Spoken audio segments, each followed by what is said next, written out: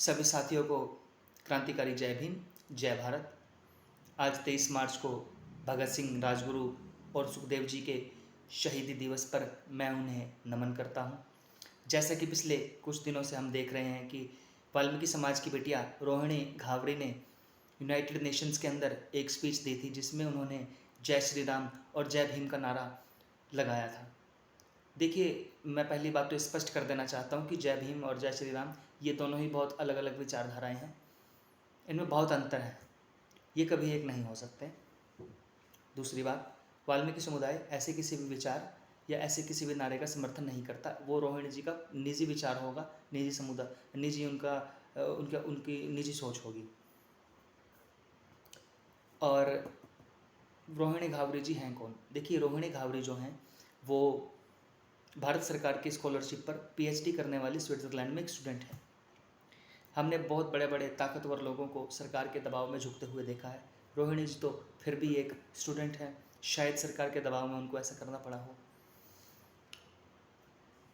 इसके अलावा बहुत दुख की बात है कि बहुजन समाज, बहुजन मूवमेंट का खुद को ठेकेदार बताने वाली एक बिरादरी के लोग, एक समुदाय के लोग जो कि अपने आप को ही सिर्फ अम्बेडकरवादी मानते हैं, इस तरीके से रोहिणी घावरी के पीछे पड़े कि पूरे के पूरे मामले को वो वाल्मीकि जाति पर लेकर के आ गए। रोहिणी घावरी की आलोचना करते करते पहले तो उनको समझना चाहिए कि रोहिणी घावरी जैसे कितने लोग वाल्मीकि समुदाय से निकल करके यूनाइटेड नेशन के मंच पर पहुंच रहे हैं। इतनी जलन और घृणा की भावना एक व्यक्ति की, एक महिला लड़की के प्रति नहीं होनी चाहिए थी। आप उनकी समालोचना कर सकते थे, लेकिन उन्होंने ऐसा नहीं किया। वो सारे के सारी बहस को वाल्मीकि जाति पर लेकर के आ गए कि वाल्मीकि जाति के लोग तो आरएसएस और बजरंग दल के एजेंट होते हैं, उनके सपोर्टर होते हैं, वो तो होते ही, उनसे एक्सेप्ट ही नहीं किया जा सकता कि वो अम्बेडकरवादी होंगे। तो ऐसा है, वाल्मीकि समुदाय को आपसे अम्बेडकरवाद सीखने की ज़रूरत नहीं है। जब बाबा साहब अम्बेडकर गोलमेज कॉन्फ्रेंस में जा रहे थे तो सबसे ज़्यादा उसका विरोध किसने किया, ये इतिहास पढ़ करके आपको पता चल जाएगा, पूरी दुनिया को पता चल जाएगा। वाल्मीकि समुदाय के प्रतिनिधि मंडल ने खून से अपने ख़त लिख करके बाबा साहब अम्बेडकर को लंदन में भेजे थे कि बाबा साहब अम्बेडकर जो हैं वो हमारे प्रतिनिधि हैं, वो हमारी बात रखेंगे। मोहनदास करमचंद गांधी या बाबू जगजीवन राम हमारे प्रतिनिधि नहीं हैं। तो वाल्मीकि समुदाय को आपसे सीखने की ज़रूरत नहीं है अम्बेडकरवाद। तीसरी, इस सारे के सारे झंझट में सबसे महत्वपूर्ण और सबसे घटिया भूमिका निभाई अपने आप को बहुजन मीडिया कहने वाले तथाकथित बहुजनों के स्वर्ण मीडिया ने। उन्होंने जमकर रोहिणी का और वाल्मीकि समुदाय का विरोध किया, उनके बारे में नेगेटिव लिखा, नेगेटिव छापा। तो वैसा है, देखिए, आप अपनी जाति के लोगों को आगे रखते हैं हर एक अपनी खबर में, हर एक आपकी जो भी जिस तरीके से भी आप अपने चैनल को चलाते हैं उस चीज़ में, ये सर्वविदित है, ये हम लोग जानते हैं। कल एक मैं पत्रकार साहिबान को देख रहा था, अपने चैनल पे दो लोगों को पकड़ के लेकर के आए।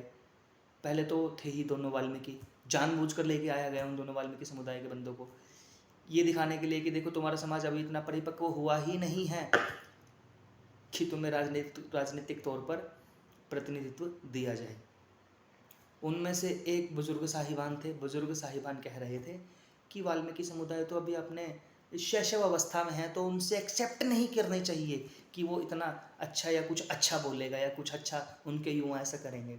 तो उन बुजुर्ग साहिबान को मैं कहना चाहूँगा कि हे महाराज, मान्यवर साहब काशीराम को अम्बेडकरवाद से परिचित करवाने वाले दीना भाना वाल्मीकि जी थे, उनके बारे में शायद आपको पता होगा। उससे पहले बाबा साहब अम्बेडकर के जितने भी आंदोलन हुए, उन सभी आंदोलनों के अंदर किस बिरादरी ने बाबा साहब अम्बेडकर का सबसे ज़्यादा समर्थन किया, एक बार आप ये भी पढ़ लीजिए। उन्हीं पत्रकार साहिबान ने एक दूसरे पत्रकार साहिबान को भी अपने चैनल पे बुलाया था उसी दौरान। वो कह रहे थे कि मैंने वाल्मीकि तो लगाया, लेकिन मेरे को, मैं सिर्फ इसको हटाना चाहता हूँ, एक दिन हटा दूंगा। वाल्मीकि समुदाय जो है वो तो बजरंग दल वगैरह का कार्यकर्ता होता है, इसलिए उनके साथ ऐसा हो जाना कोई बड़ी बात नहीं। जानबूझ करके ऐसे ऐसे लोगों को बिठाया जाता है, किसी अच्छे स्कॉलर को वाल्मीकि समुदाय के नहीं बिठाया गया वहाँ पे जो इनकी बातों का जवाब दे सके। अब ये अपनी बात को सिद्ध करने के लिए, क्योंकि देखिए इनके खुद के बहुजन मीडिया के नाम पर इन्होंने अपने मीडिया हाउसेस अपनी जाति के खड़े किए हैं, 10-15 लोगों को पकड़ेंगे। देखिए 10-15 लोग हर जाति के अंदर, हर समुदाय के अंदर ऐसे होते हैं, इनके समुदाय में भी हैं। उनके वीडियो बनाएंगे, फिर अपने चैनल पे डाल देंगे कि देखिए वाल्मीकि समुदाय के लोग संघ की शाखा में गए या बजरंग दल के किसी प्रोग्राम में चले गए। ये सारी ट्रिक्स बहुत पुरानी हो चुकी हैं, लेकिन फिर भी ये ट्राई करेंगे, इसमें कोई दो राय नहीं है। ये ऐसा क्यों करते हैं? देखिए अब बात आती है मेन मुद्दे की, ये ऐसा क्यों करते हैं। ये सिर्फ वाल्मीकि समुदाय के साथ नहीं, बल्कि हर एक जाति के साथ ऐसा होता है। चूँकि वाल्मीकि समुदाय तो एक मार्शल कम्युनिटी है, प्रखर है, इसलिए वाल्मीकि समुदाय इनकी बात को सहन नहीं कर पा रहा है, लेकिन करते हैं हर एक जाति के साथ है। क्यों करते हैं ऐसा? इसलिए करते हैं ताकि खुद की जाति को परिपक्व दिखाया जाए कि जब टिकट लेने की और मंत्री बनने की बारी आए तो सभी राजनीतिक पार्टियाँ ये समझे कि दलित समाज के अंदर, बहुजन समाज के अंदर केवल इन्हीं की बिरादरी जो है वो परिपक्व है, इसलिए इन्हीं को टिकट देना चाहिए, इन्हीं को मंत्री बनाना चाहिए। अब अंत में मैं बहुजन समाज से अपील करना चाहूँगा कि बहुजन समाज को सिर्फ एक जाति को छोड़ करके ये सोचना चाहिए कि हमें एक जाति के पिछलग्गू बनना है, उनकी दरी उठाना है, या फिर गोलबंद होकर के प्रेम, भाईचारे और विश्वास के दम पर हम एक नए विकल्प के ऊपर काम करना है। देखिए हमारा भविष्य हमें एक जाति के हाथ में देना है, या हमें अपने भविष्य को अपने संपूर्ण भाईचारे के साथ में लेकर के बुनना है। ये बहुजन समाज की अन्य जातियों को सोचना होगा। रही बात जय भीम और जय श्री राम के नारे की, देखिए वो किसी के निजी विचार हो सकते हैं। बहन जी मायावती दलितों को अपने आप का सबसे बड़ा नेता मानती हैं।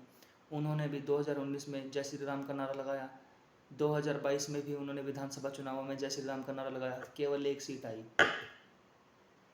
क्या दलित मीडिया ने या उनकी जाति के लोगों ने उनका विरोध किया? नहीं किया, फैक्ट।